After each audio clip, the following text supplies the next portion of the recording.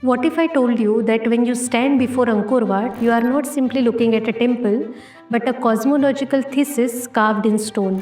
In Hindu intellectual tradition, a temple is never just a structure. It is a diagram of universe. It is metaphysics translated into measurable space. Cosmology in temple is not decoration. It is structural logic.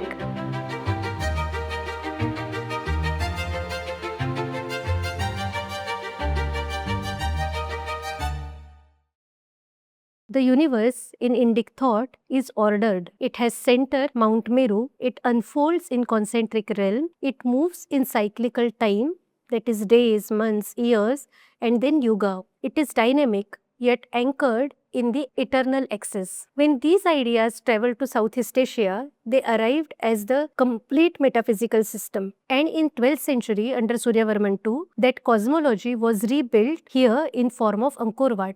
Mount Meru and still cosmic center in Puranic worldview, it stands at the center of existence, the axis mundi. Around it revolve continents, oceans, stars, and time itself. But Meru does not move. It is the still point in turning universe. In ancient Indian thought, the navel of the universe, Mount Meru, is eternal and unchanging. Kings may rise and fall, days may pass, stars may shift, but the axis remains. Angkor Wat is conceived as that axis. The 5 central towers represent Mount Meru and the surrounding peaks. The tallest central tower rises like a cosmic spine anchoring heaven and earth. The temple is designed as a fixed sacred center, the static cosmic axis around which time and universe symbolically revolve. This is not a metaphorical poetry, but it is an architectural intention.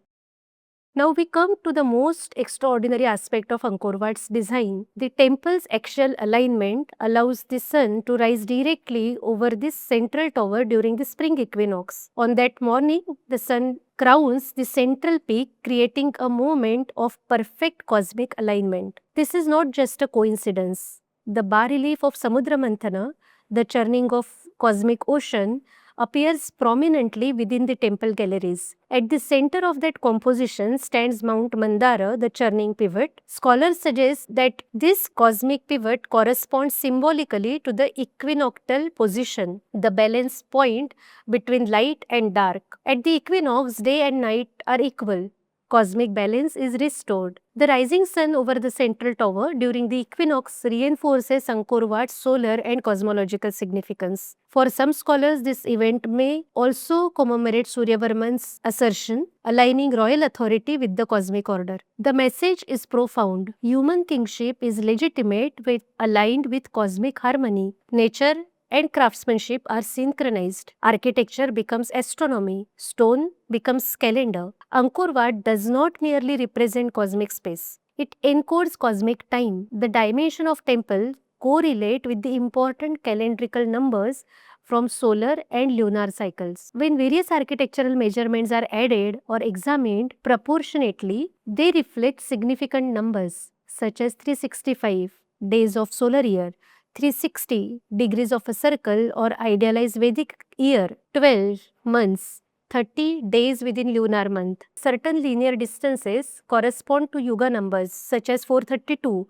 linked to Kali Yuga. One striking example, the distance from the western entrance to the central sanctuary Garbhagriha measures approximately 1728 hatha, a number divisible by 8 deeply connected to Vedic cosmological cycle. 1728 is not random, it is also part of numerical system embedded in Indic cosmology. This suggests that Angkor Wat may function as a cosmic calendar, where spatial movement mirrors temporal cycle. You do not simply walk through spaces, you move through time. The processional journey, changing self, unchanging center. Angkor Wat is not meant to be seen all at once. It is meant to be experienced. The long western causeway draws you forward gradually. Enclosures unfold one after another. Terraces rise progressively. This is architectural choreography. Moving inward from the outer causeway to the central shrine symbolizes soul's journey towards moksha, liberation. The temple does not change as you progress.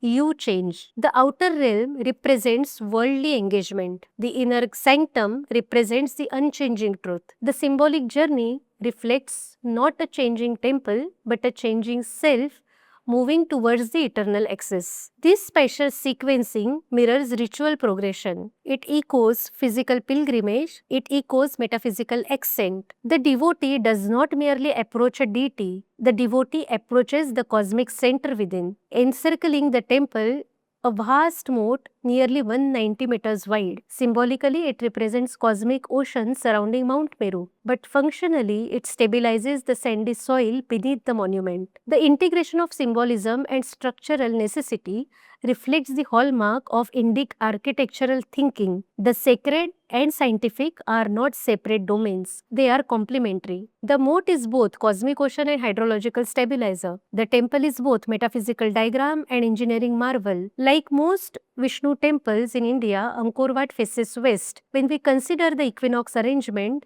when sun rises directly over central tower, the solar dimension becomes undeniable. The temple's orientation measurements correlate with solar and lunar cycle. Time revolves around it. The sun crowns it. The cosmos acknowledges it. Angkor Wat stands as a still axis in the turning world. In ancient Indian thought, the universe is dynamic but anchored. Days pass, stars rotate, empires fade, but Meru remains. Angkor Wat embodies that principle. It is fixed sacred axis, the cosmic center around which time symbolically revolves. The central shrine is the still point. The devotee moves, time moves, sun moves, but the center remains, and that is the deepest cosmological insight encoded in the temple. The ultimate reality is unchanging. Angkor Wat is this calibrated cosmology. It encodes solar cycles, lunar rhythms, equinoctial balances, cosmic mountains, sacred oceans, spiritual accent. It proves that the builder possessed not only engineering mastery but cosmological confidence. They imagined the universe and they built it, not in abstraction but in stone. When we stand before Angkor, we are not merely looking at a monument in Cambodia. We are standing inside a vision of the universe where geometry, astronomy, kingship, spirituality,